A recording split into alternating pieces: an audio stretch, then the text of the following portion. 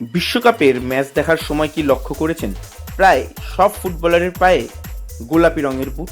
কিন্তু আর্জেন্টিনা দলের একজন তারকা এই ট্রেন্ড ভেঙেছে। এর কারণ কি জানেন? বিশ্বকাপ হলো ফুটবল বুট কোম্পানিগুলোর সবচেয়ে বড় বিজ্ঞাপনের মঞ্চ। অ্যাডিডাস, নাইকি, পুমার মতো বড় বড় ব্র্যান্ডগুলো নতুন বুট বাজারে আনার জন্য বিশ্বকাপকেই বেছে নেয়। আর সবুজ ঘাসের মধ্যে সবচেয়ে বেশি চোখে পড়ে যে রঙটি, সেটা হলো গোলাপি। ফলাফল, গোলাপি রঙের বুট পরলে কেউ আর আলাদা করে নজর কাটতে পারবে না। তবে আর্জেন্টিনার প্রথম ম্যাচে দেখা গেল একজন খেলোয়াড় এই নিয়ম মানেনি। একজন বলা ভুল, দুজন, মার্টিনেজ আর লিওনেল মেসি। মেসি পরেছিলেন অ্যাডিডাসের বিশেষ একটি বুট, যার নাম ইয়াই আল্টিমো ট্যাঙ্গো। স্প্যানিশ ভাষায় এর অর্থ হলো শেষ ট্যাঙ্গো। ধারণা করা হচ্ছে এটি হতে পারে মেসির শেষ বিশ্বকাপ। তাই এই বিশ্বকাপকে স্মরণীয় করার জন্য এই বিশেষ বুটটি তৈরি করা হয়েছে।